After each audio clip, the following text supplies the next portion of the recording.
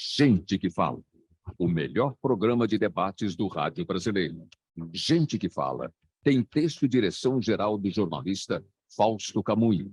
Gente que Fala reúne de segunda a sexta-feira formadores de opinião para discutir as principais notícias do dia. Gente que Fala tem o selo de qualidade APCOM.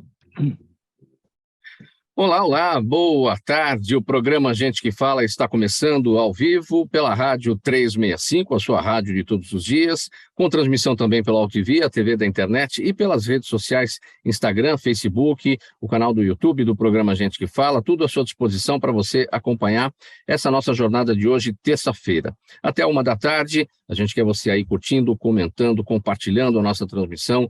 Participe também pelo WhatsApp, fazendo perguntas aos nossos entrevistados de hoje. 973350038 é o número, 973350038.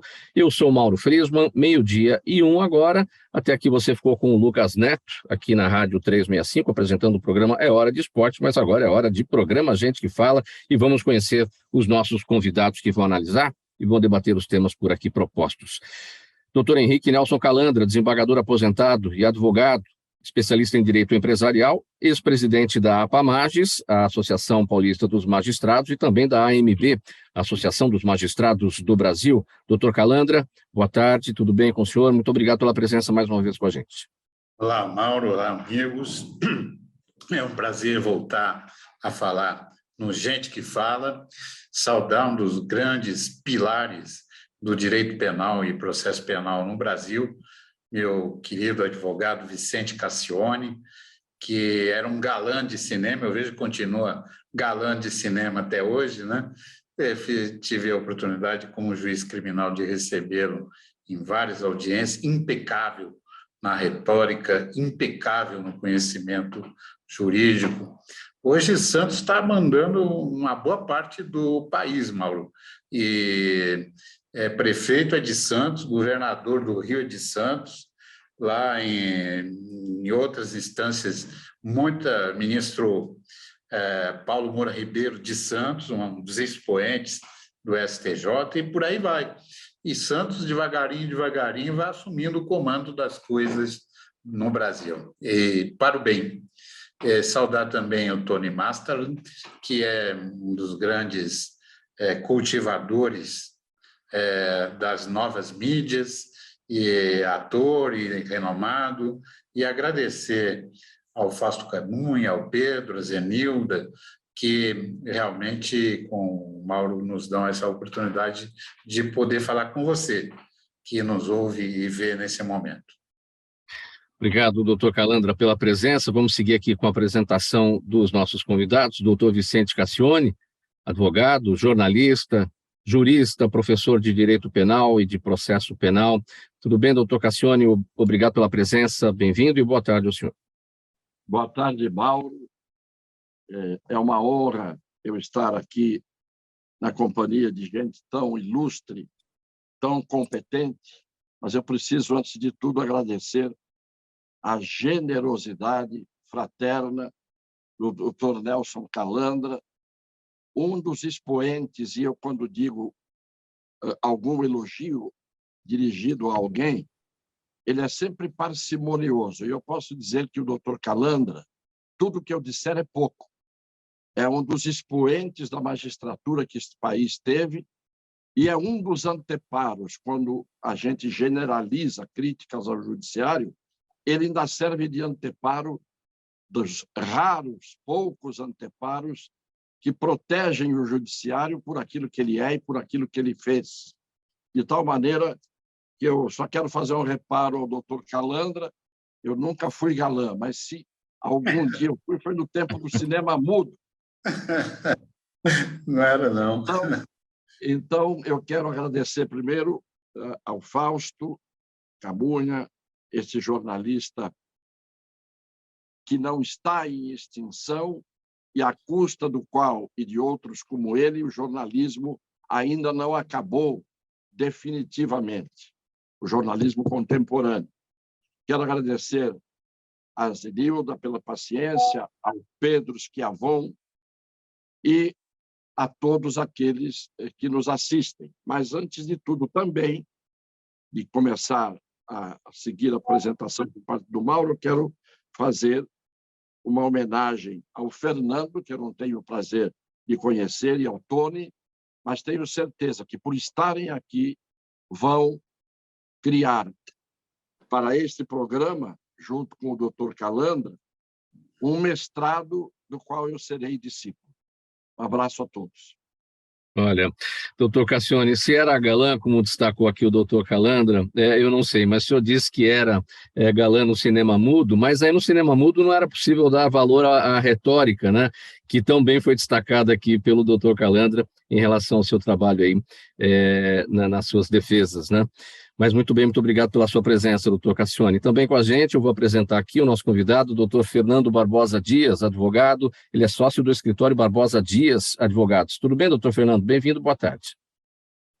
Oi, tudo bem? Boa tarde. Obrigado pelo convite. Eu também me sinto pessoalmente muito honrado, muito feliz. Devo agradecer o convite ao colega em comum de todos, ao jornalista Fausto Camunha.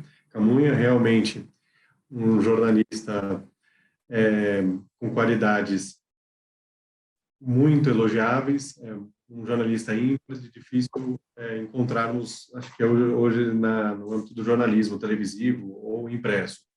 Na internet, então, nem se fale.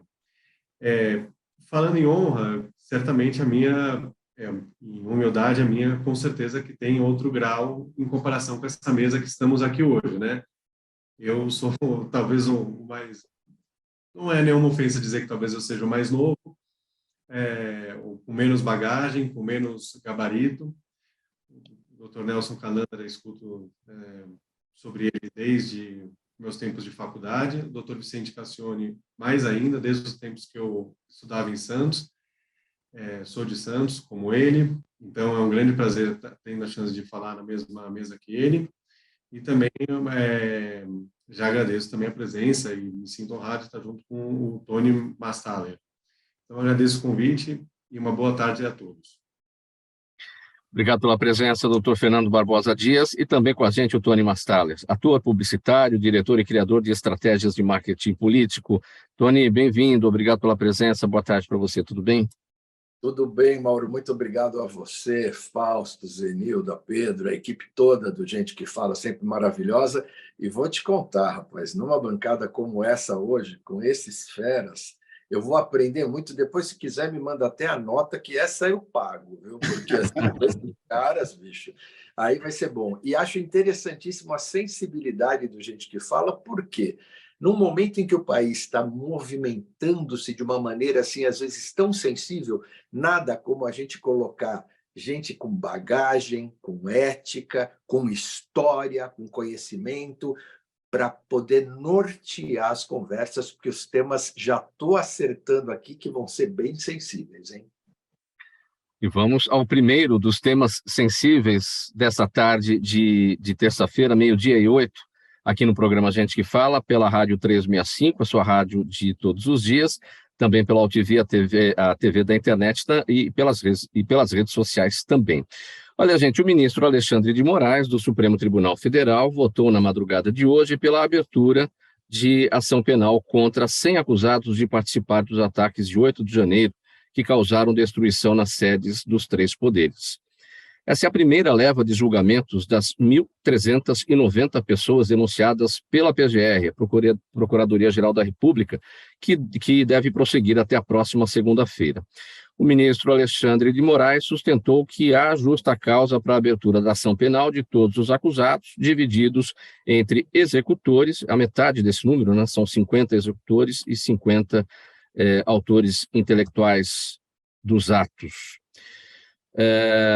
Até aqui a gente tem já o segundo voto do ministro Dias Toffoli, né, que seguiu o entendimento do ministro Alexandre de Moraes, portanto são 2 votos pela abertura do processo. Desembargador Calandra, como é que tecnicamente isso vai se desenrolar? Essa votação no plenário virtual do Supremo, como é que isso deve seguir? Haverá oportunidade de voto pelos demais ministros, mas quando a gente fala em recebimento da denúncia, nós estamos falando numa etapa muito preliminar do processo penal. E eu queria dizer, do horror que eu tenho. Eu fui juiz a vida inteira, atuei na vara criminal, em júri, em tudo que é possível e imaginável. E, para mim, me causa horror que o Supremo se invista de uma competência penal ordinária e instrutória. Isto, para mim, é o absurdo dos absurdos, viola tratados internacionais subscritos pelo Brasil, viola de A a Z os princípios do processo penal. Há base legal para isso.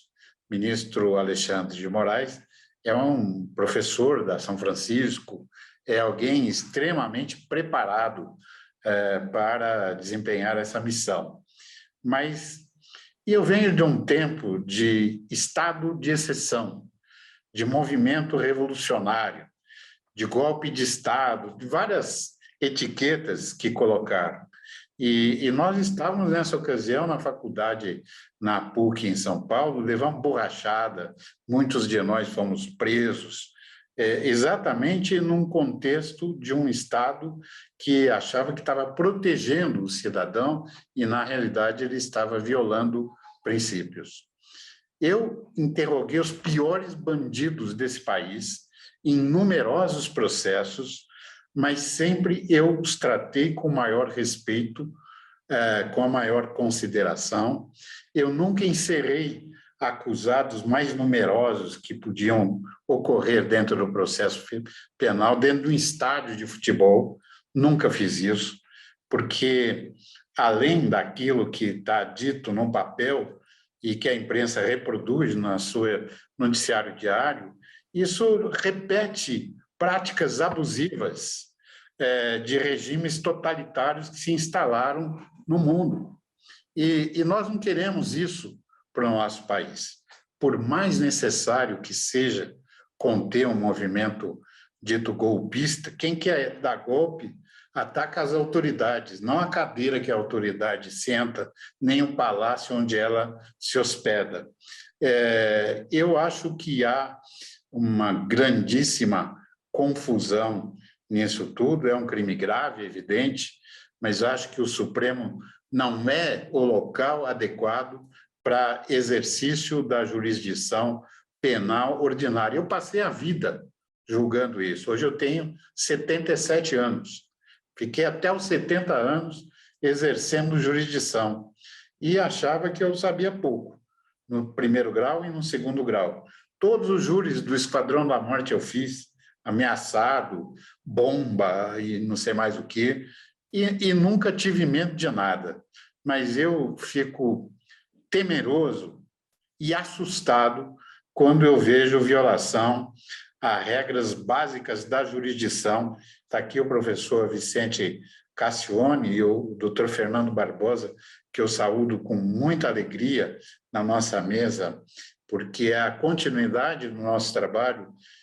Nós vamos tombar nessa batalha em defesa da liberdade, da vida, da República e da Constituição, e ele é que vai seguir com essa bandeira na mão. Então, a maior responsabilidade não é nossa, é dele.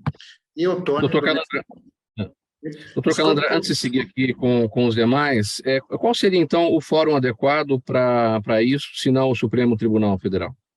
O juiz ordinário de primeiro grau no Distrito Federal, porque é dali que vai se recorrer ao tribunal e é dali que o Superior Tribunal de Justiça vai rever e, se houver matéria constitucional, o Supremo. Quando o Supremo se transforma em instância ordinária criminal, a parte não tem recurso para mais ninguém, a não ser para Deus, não é? E eu me recordo, se posso falar um minuto a mais, de um caboclo lá do interior de Minas que foi aliciado para ir a Brasília, que diziam que era só segurar um pau de bandeira e tomar banho. E levou o irmão mudo junto, ganhava R$150 para ir nessa manifestação. Muito católico, foi na missa e saiu da missa, foi preso como terrorista. Aí apertaram o irmão dele e ele, pelas tantas, tomando coragem, disse que ele não pode falar nada porque ele é mudo. Não é? Queriam que o mudo confessasse que era terrorista. Então, o ministro Flávio Dino, quem eu tenho profundo respeito e admiração e amizade pessoal, eu posso dizer que ele se ufana de uma coisa, o maior flagrante do planeta Terra. Isso é o maior absurdo do planeta Terra em termos de direito penal e processo penal. Eu passo a palavra a vocês aí para darem sequência e peço humildemente que me desculpem. A minha admiração para Dias Toffoli e Alexandre de Moraes, que estão cumprindo o que está escrito no regulamento, mas estão descumprindo princípios elementares e básicos que devem governar o direito penal e o processo penal no nosso país. Bom, antes de ouvir aqui o doutor Vicente Cassione, se ele compartilha ou não da observação, da análise aqui do doutor Calandra, só uma incorreção aqui que eu cometi, porque a gente está falando da abertura de ação penal contra 100 acusados de participar dos ataques de 8 de janeiro. São 1.390 pessoas denunciadas pela PGR, e eu destaquei aqui no final da nota, divididos entre executores e autores intelectuais dos atos. Eu falei que são 50 executores e 50 autores. Eu errei aqui. A informação correta é a seguinte: são 50 incitadores e 50 executores. A gente não está ainda falando dos autores intelectuais desses atos. Agora, o entendimento aqui do Dr. Vicente Cassione. Bom, em primeiro lugar, eu posso dizer que o doutor Nelson Calandra falou por mim. Eu poderia ficar calado, porque o que eu vou dizer agora seria uma repetição, com outras palavras, do que ele disse. E o que ele pensa é exatamente o que eu penso. E por que essa coincidência? Porque nós estamos aqui falando ideologicamente a mesma língua? Não. Nem ele está aqui ideologicamente agindo, nem eu. Nós estamos falando do direito, que é algo que no Brasil já não existe, para se colocar ao lado da palavra Estado, porque nem o democrático também existe na sua plenitude. Estado democrático de direito, nós vivemos hoje o Estado do torto. E qual é a instância competente para julgar as coisas no Brasil hoje? A instância não é a primeira, não é a segunda, e nem mesmo o Supremo Tribunal Federal. A instância hoje são os ministros encabeçados por Alexandre de Moraes, do Supremo Tribunal Federal, que determinam quais são as competências. Fica por conta deles. A maior ilegalidade que eu vi na história da minha vida, e eu englobo aqui o regime militar, os tempos do regime militar, em que atuei na defesa de presos políticos, não houve a extrapolação dos limites do respeito ao direito como nós temos tido ultimamente. E isso eu não falo, repito, não falo por uma questão ideológica. Primeiro que eu não sou nem de direita, nem de esquerda, nem de centro, nem de coisa nenhuma. Eu sou a favor do que é justo. Doutor Calandra disse exatamente, com todas as palavras que eu usaria, o que é certo. Primeiro que não existe um flagrante coletivo de batelada. Segundo, quem é que ofereceu a denúncia? Que rito processual vai ser adotado? Qual é a liturgia? Qual é o rito processual para essas pessoas responderem a uma ação penal? O que é que se atribui como ilícito a cada uma delas? O que é que, desde que o direito penal existe como direito penal, desde o Belling criou a tipicidade como algo fundamental para a teoria do delito, isto é, caracterizar-se o que é crime, a primeira coisa que é preciso é que o indivíduo que é alvo de uma denúncia, a ele seja imputada uma ação ilícita conforme descrita na lei. Então, há uma lei que está lá em abstrato esperando que alguém faça o que nela está escrito. quando você denuncia alguém, você tem que dizer qual foi a ação ou a omissão, em que consistiu a ação ou a omissão que foram praticadas por aquele denunciado que vai responder à ação penal. Sim. Qual é a ação de 1.390 pessoas? O que cada um fez? Se não houver o fato típico caracterizado individualmente, a ação penal é nula ab início, a partir do início dela, por falta de tipicidade.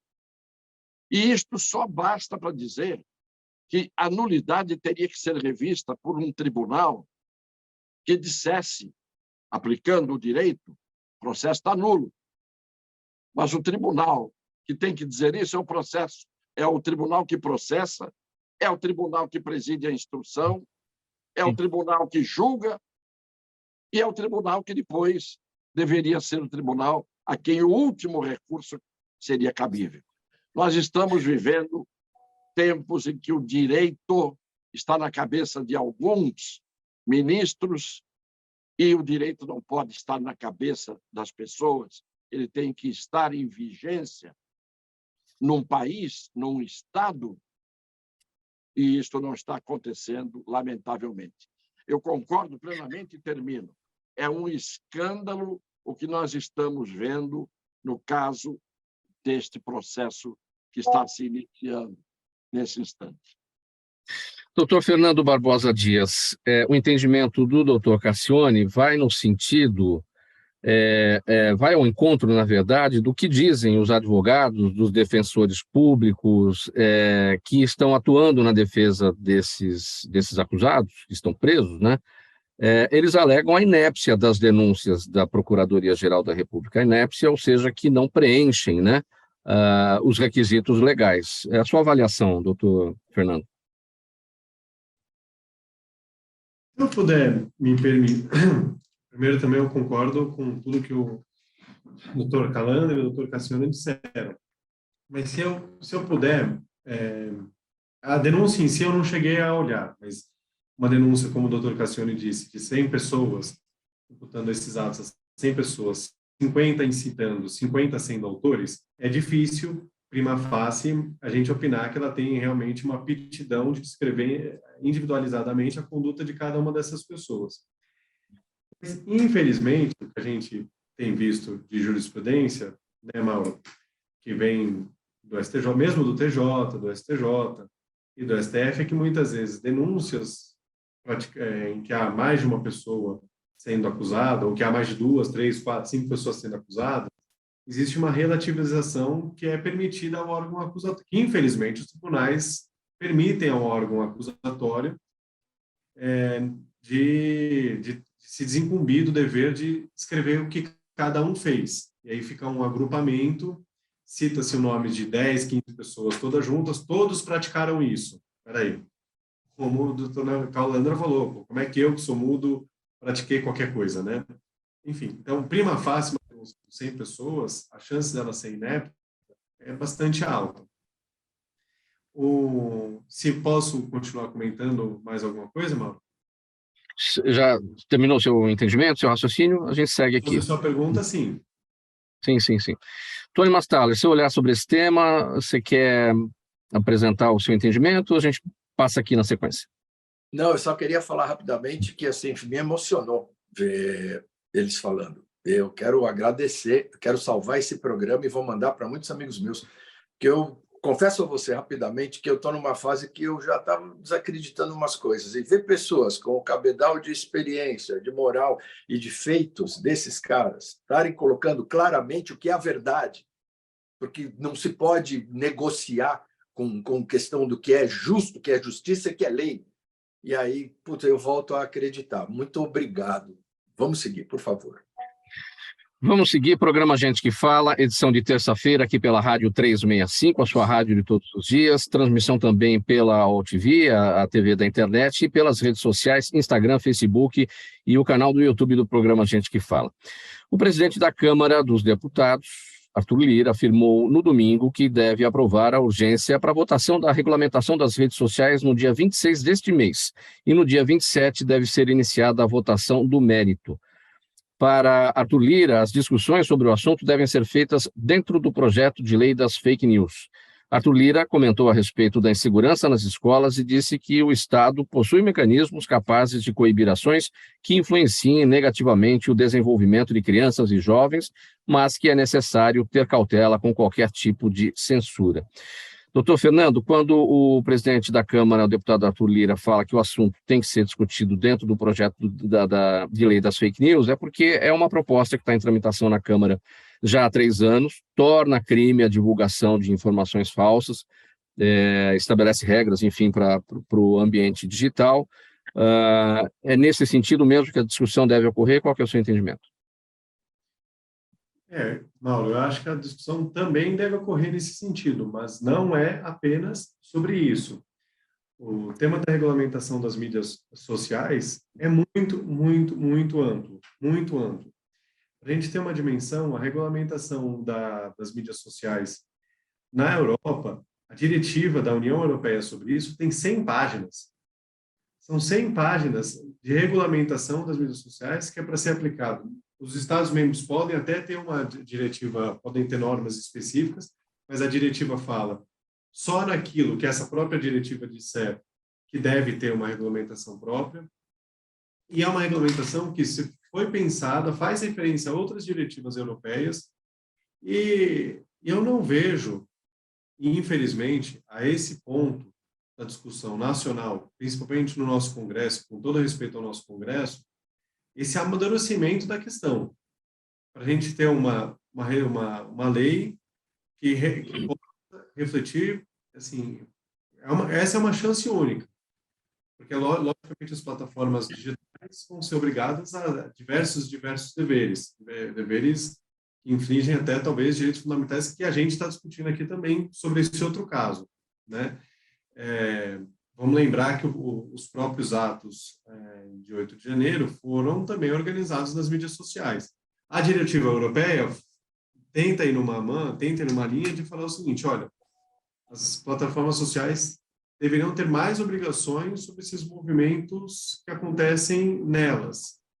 A nossa proposta de lei, que a gente está em andamento, que falaria só sobre fake news, cobre também esses outros atos? Deveria cobrir esses outros atos? A gente está no meio de um momento, a gente está num momento sensível, enfim, de discussão, até se ainda existe um Estado de Direito no Brasil, e as discussões não param só sobre esse processo.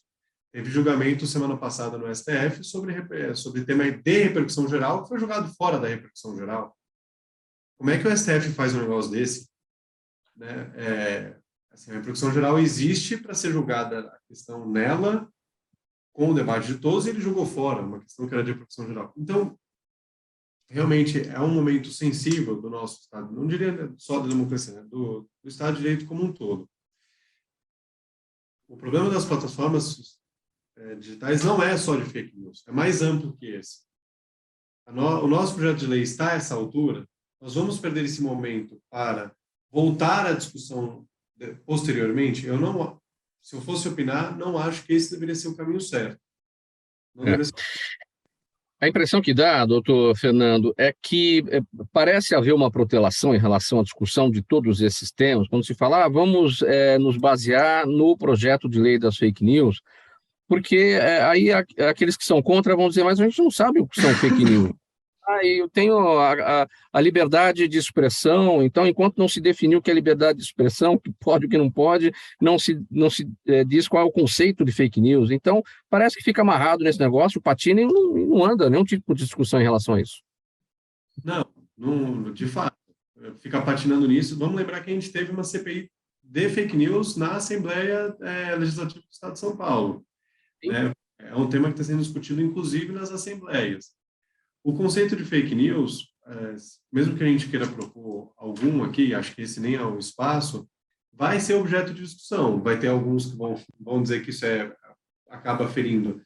Se a gente adotar um conceito mais amplo, ele acaba cortando muito mais a liberdade de expressão. Se a gente adotar um conceito mais restrito, ele acaba, muita coisa acaba podendo sair do âmbito de proteção dele. Mas todo mundo acho que concorda que algum conceito vai ter que ser definido, até pelo avanço da inteligência artificial. Se a gente pensar o que foi o avanço da inteligência artificial da última eleição, isso são só 8 meses, nem 8 meses, são 6 meses quase. O que a inteligência artificial avançou em 6 meses, como é que será que isso vai estar na próxima eleição? Né? Na última eleição, a gente já viu o processo de produção de fake news em escala industrial. O que era esse processo em escala industrial? Se pega uma informação verdadeira, isso passa por uma rede de pessoas que mudam, pegam um trecho daquela informação, colocam em outro contexto, daí tem o outro que é responsável. Enfim, não é uma discussão simples, mas é uma discussão que a gente precisa finalmente chegar num ponto que as várias bandeiras do país acordem em um texto para a gente poder seguir adiante da nossa democracia.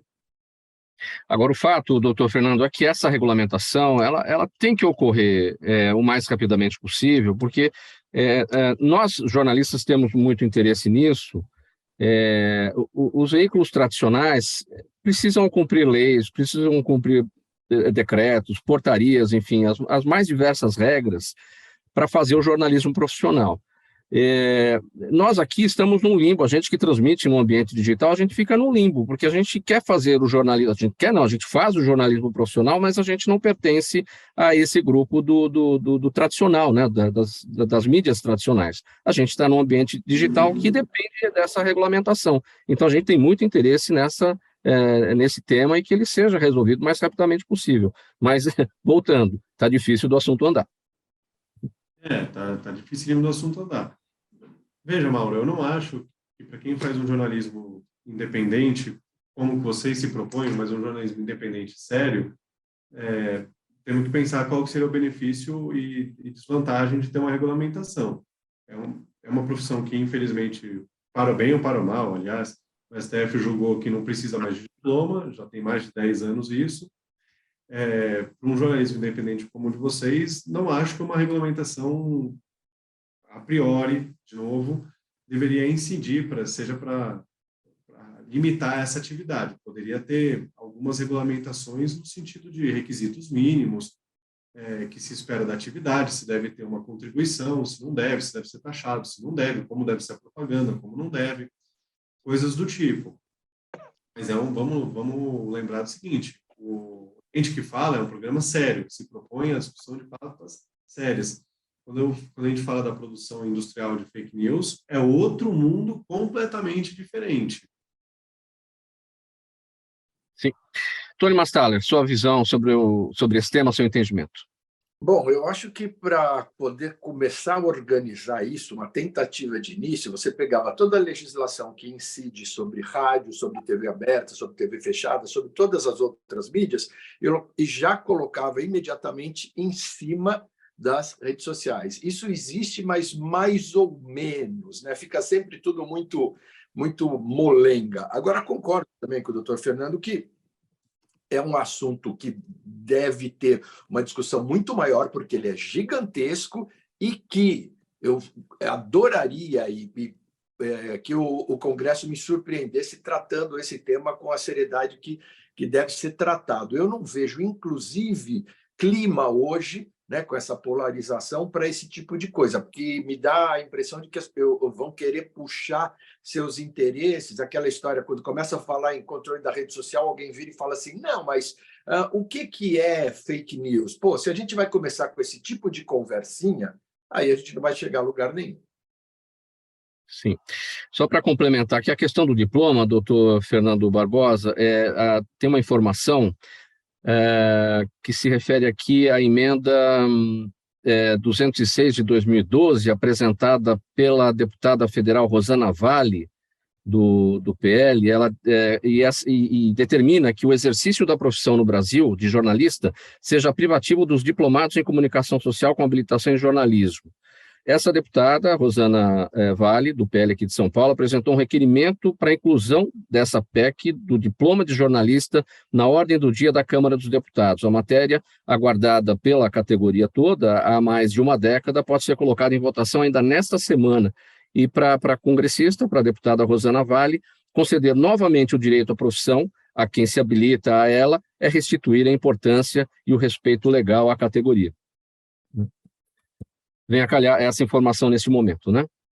Não, super vem a calhar. E, bom, se eu puder dar uma opinião, não tenho como concordar mais. Salvo engano, a Rosana Vale é também de Santos, né? Se eu estou enganado, o Vicente Cassione pode falar. Mas não sei. Uhum. É isso mesmo, doutor Calanzo? Também de Santos? É, mais uma de Santos. Mas eu queria só agregar duas coisinhas rapidamente, né? Sim, vamos lá. Essa aqui, primeiro, eu acho que nós brasileiros temos o idioma português e devemos falar em português, não em inglês, não é? Fake news é uma expressão inglesa para notícia falsa, é mais do que notícia falsa. Então, nós vamos ter que enfrentar esse debate. Mas esse debate, ele está localizado anos-luz atrás, né? Quando nós estávamos na faculdade, o Vicente vai lembrar disso, o doutor Vicente vai lembrar, nós tínhamos um jornalzinho que a gente imprimia no mimeógrafo. E um dia baixou lá a polícia da ocasião e prendeu todo mundo que disseram que nós íamos derrubar o governo. Nós estávamos propondo abaixo a ditadura, essa coisa toda. E foi todo mundo preso, depois o delegado viu que era um bando de moleque que não tinha nada para derrubar ninguém e mandou todo mundo embora. Mas eu acho que nada como ouvir o judiciário numa hora dessa, que é quem vai ter que aplicar a lei. Quando esse assunto é discutido, Mauro e doutor Fernando, muita gente pensa que é festival de botar as pessoas na cadeia, né? Para tudo tem uma reclusão, uma detenção. Nós temos vaga, Cassione, em presídio para enfiar 1 milhão de pessoas para dentro dos presídios e pagar o sustento dessas pessoas. Que quem vai criminalizar uma conduta tem que pensar, muitas vezes, em reeducar, uma multa, uma advertência, né? Tudo botar todo mundo na cadeia. O brasileiro tem essa mania que a lei boa é aquela que prevê 200 anos de cadeia para uma vida que não dura mais do que 70, 75 agora. Nós já estamos para cima dessa marca. Mas eu acho que teriam que ouvir o judiciário, que quem aplica a lei, né? Quando vão formular, nós nunca fomos ouvidos pelo Poder Legislativo, quando vão criar uma lei para regulamentar determinado assunto. E depois temos que sair correndo atrás do prejuízo na interpretação, nas maneiras de ver. Eu queria dizer, e até pontuando com o que disse o meu professor e amigo Vicente Cassione, sobre esse tema. A Corte Francesa acabou de absolver os executivos da Air France e da Boeing em um processo criminal. Ali ninguém está discutindo a responsabilidade da empresa aérea de indenizar as vítimas, inclusive a tripulação de bordo, elas têm que ser indenizadas. Mas ali está sendo discutido a responsabilidade penal dos executivos da empresa que teriam negligenciado nas suas funções. E a Corte Francesa absolveu esses executivos. Isso pode haver recurso e ser decidido numa outra instância. Por quê? Porque a conduta imputada a cada um não está descrita e ninguém sabe do que está sendo, qual foi a sua real comportamento numa diretoria colegiada e mundial, como a Air France, o que consiste a culpa desses que querem enfiar na cadeia para pagar pela morte dos passageiros.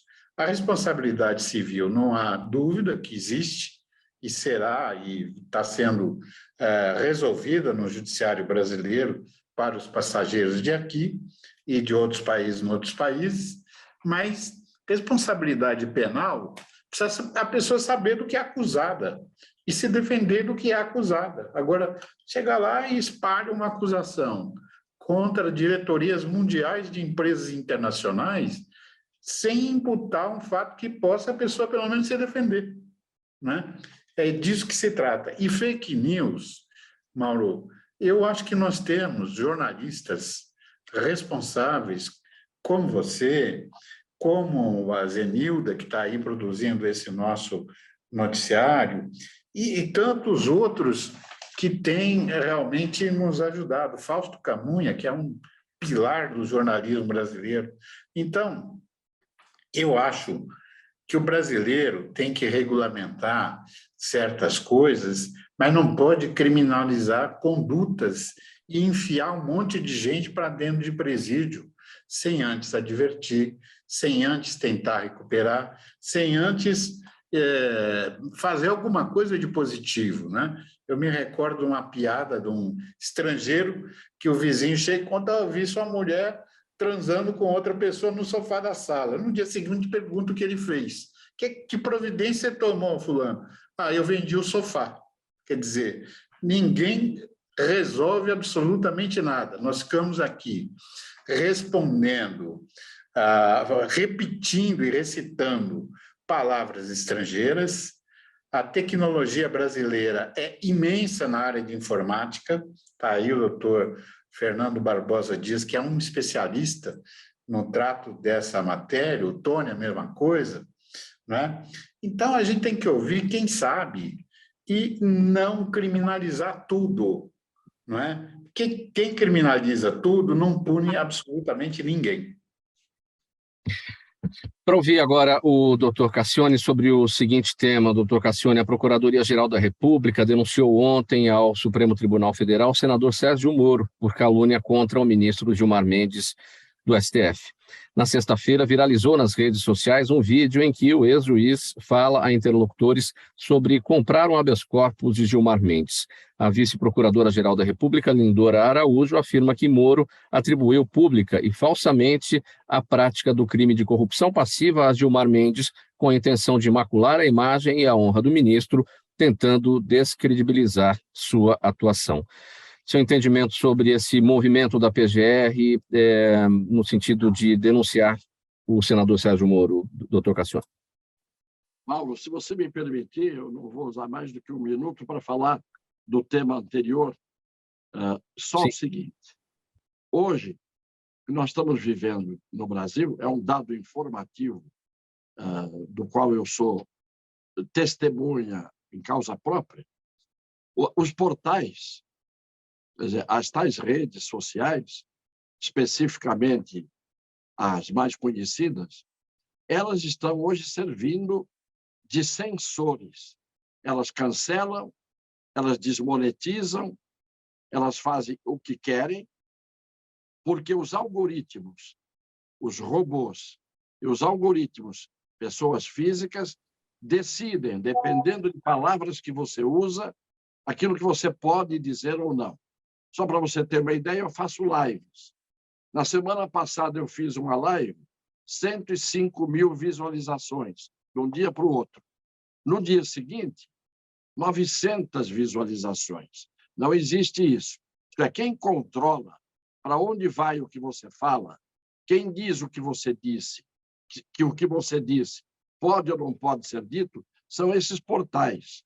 Isto é uma das coisas que teriam que ser discutidas. Votar em regime de urgência um projeto de lei, isto deveria ter a tramitação normal, com audiências públicas, com discussão geral, com segmentos importantes da sociedade discutindo o assunto.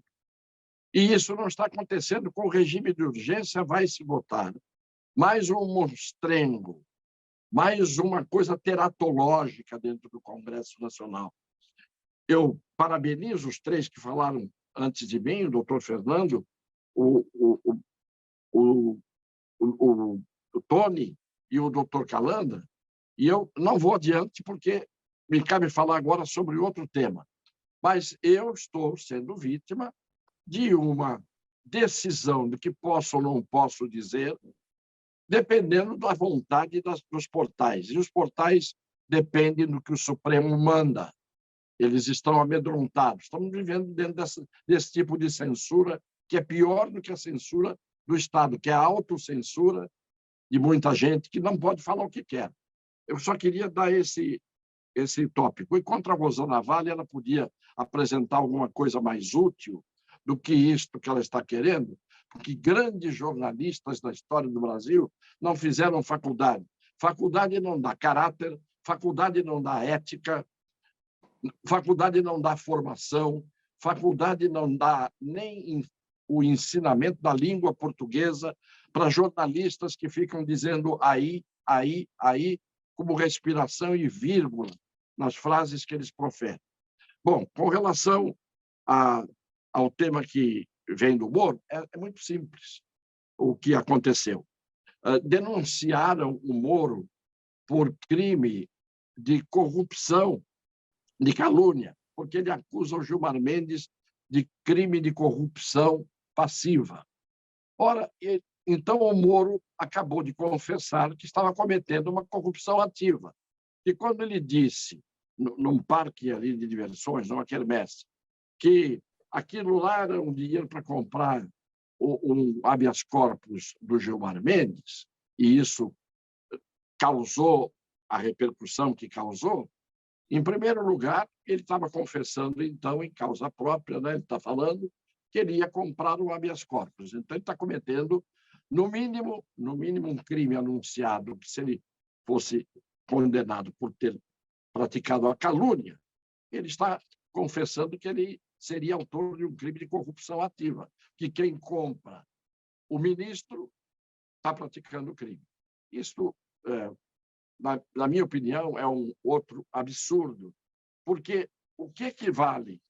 Eu só vou lembrar aqui o seguinte: quando o Gilmar Mendes teve uma discussão com o ministro Barroso no Supremo Tribunal Federal, o ministro Barroso, e quem quiser dar um Google e vai ver a fala do ministro Barroso, ele disse, diante do Gilmar Mendes, sob a presidência da Carmen Lúcia, ele disse o seguinte: o senhor está sempre atrás de algum interesse que não é o da justiça.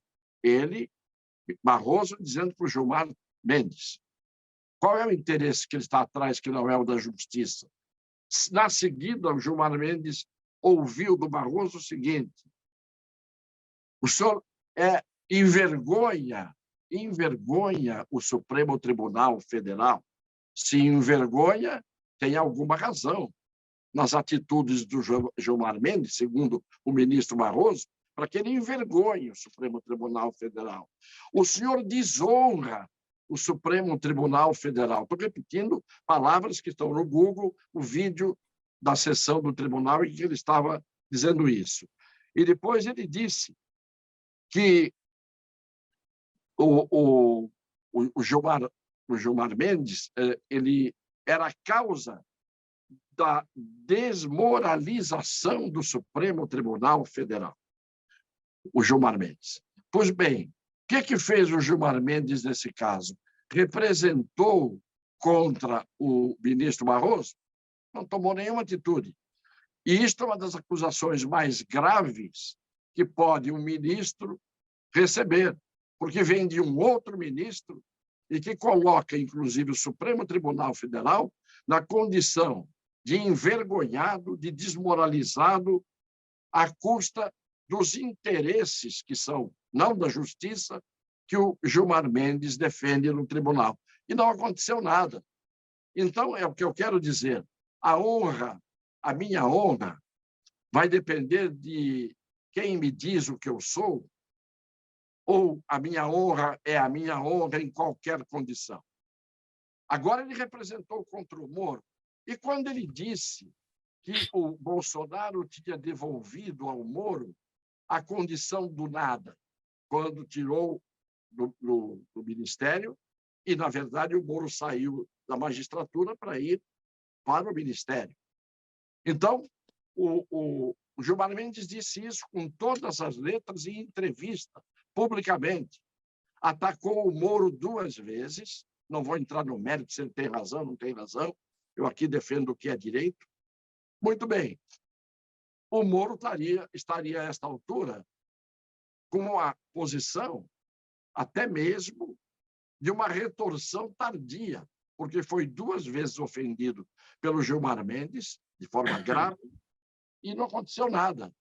Então, eles acabam se equilibrando no arame, e, infelizmente, o pior de tudo, para terminar, essa prisão que teria sido pedida, noticiada por todo mundo, não houve pedido de prisão nenhum feito pela subprocuradora da República. O que ela pediu é que o processo ande e que ele seja condenado, o Moro no final.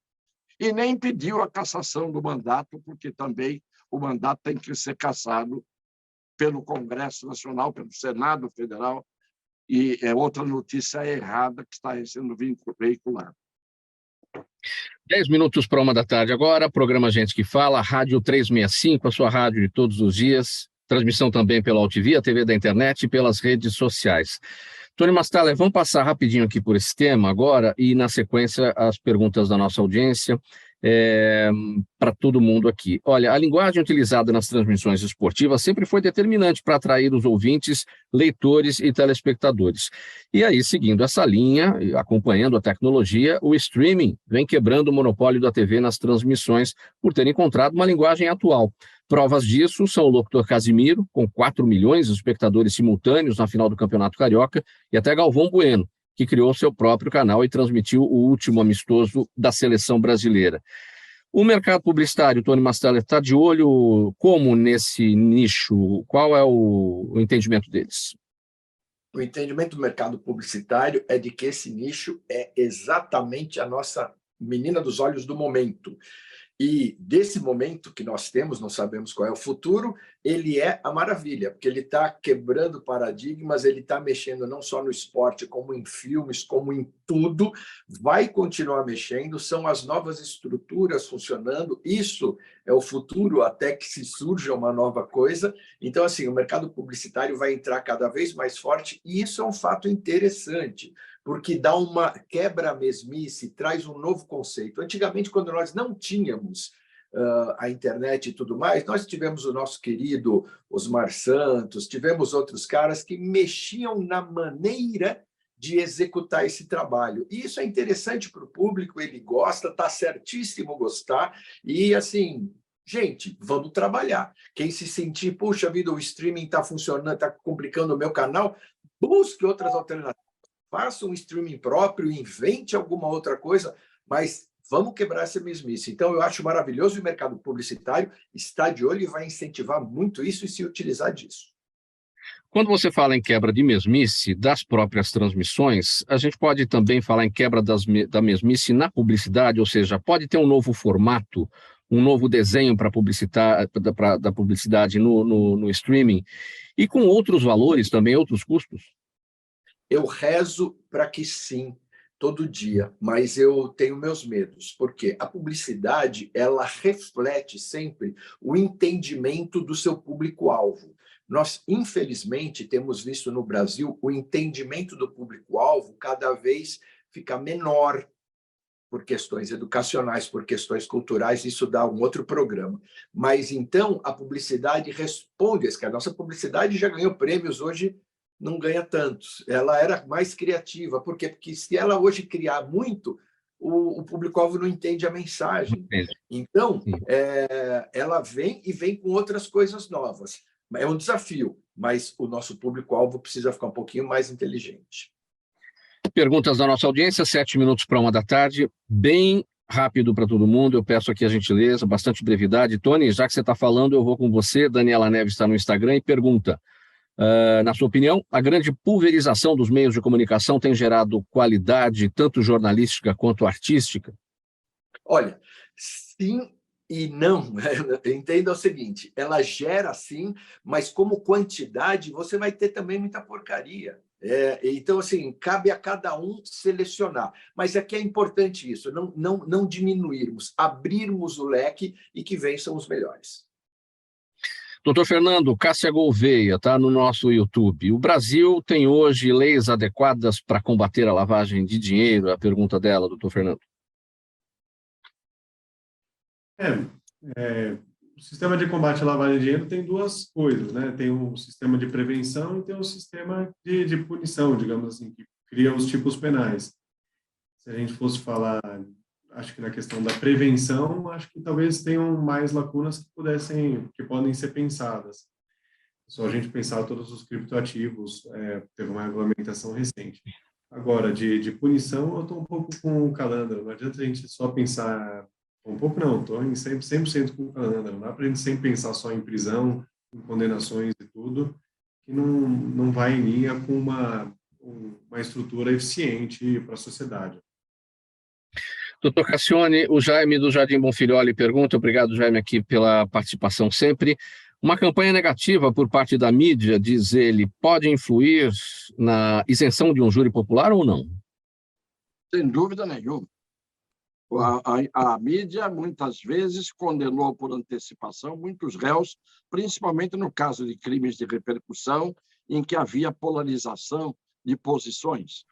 E eu dou um exemplo, foi o caso do coronel Biratã Guimarães, no caso do Carandiru.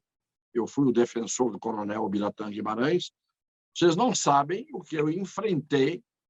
Foi muito mais difícil enfrentar a mídia, que, sem ler uma linha do processo, e eram 57 volumes, decidia a culpabilidade do réu antes do processo começar a fluir. E eu sei o que foi enfrentar ali a mídia. No dia de uma entrevista coletiva, eu perguntei quem aqui leu uma linha do processo. Ia começar o júri. Demorou 12 dias o julgamento. Quando acabou o julgamento, todo mundo falou assim, mas essa história a gente não conhecia. Falei, essa era a história dos autos. Essa era a história que contava a prova dos autos. Então, a mídia tem uma influência, principalmente a mídia de grande penetração, faz a cabeça das pessoas no dia do crime. O réu já está condenado no dia do crime. Sim. Doutor Calandra, a última pergunta por aqui vem do Marcelo Gomes, ele está no Facebook, quer saber quais seriam ou quais podem ser as penas para quem for condenado pela invasão e depredação no 8 de janeiro. A pena máxima pode ser bastante elevada, dependendo do grau de culpa e do que seja descrito. Eu acho que apenas capituladas até 8 anos de cadeia e até mais, porque estão imputando terrorismo. Isso pode levar a penas muito longas, mas tudo vai depender se o réu é primário, o tipo de acusação que está sendo feita. Numa coisa de multidão, escrever uma conduta de determinada pessoa para a incidência de uma prática criminosa é uma coisa quase que impossível. O ministro Alexandre de Moraes tem uma assessoria bem competente a atendê-lo lá em Brasília, mas eu acho que pouca gente, se for aplicado os princípios, as regras básicas de justiça, serão condenadas. Alguns são réus confessos, praticaram coisas que estão aí filmadas, fotografadas. Cada um vai dar uma explicação diferente, né? Mas eu não me debrucei sobre essa questão da aplicação da nova lei, que levou essa competência para o Supremo. Tudo é lei, não é, no Brasil, uma lei totalmente injusta que quebra tudo quanto é princípio. Então, num Supremo realmente competente como nós temos, cabe ao Supremo se livrar dessa instrução criminal ordinária, mandar isso para a Justiça de primeiro grau e, enfim, mudar esse quadro. Esse quadro é o pior possível, onde pessoas podem ser condenadas, como esse mineirinho que veio para ir na missa, foi preso na saída da missa, porque estava hospedado na porta do quartel do Exército. E para ele, lá em Minas, falaram que ia ganhar R$150 por dia, beber Guaraná, coisa que a gente mais simples às vezes não tem na mesa, e churrasco de picanha que não tem nem na mesa do rico. Então, com essas coisas, levaram a desplanar e acabaram presos e indiciados como terrorista. É isso que me preocupa e me ocupa. A pena pode ser bem elevada. Sim.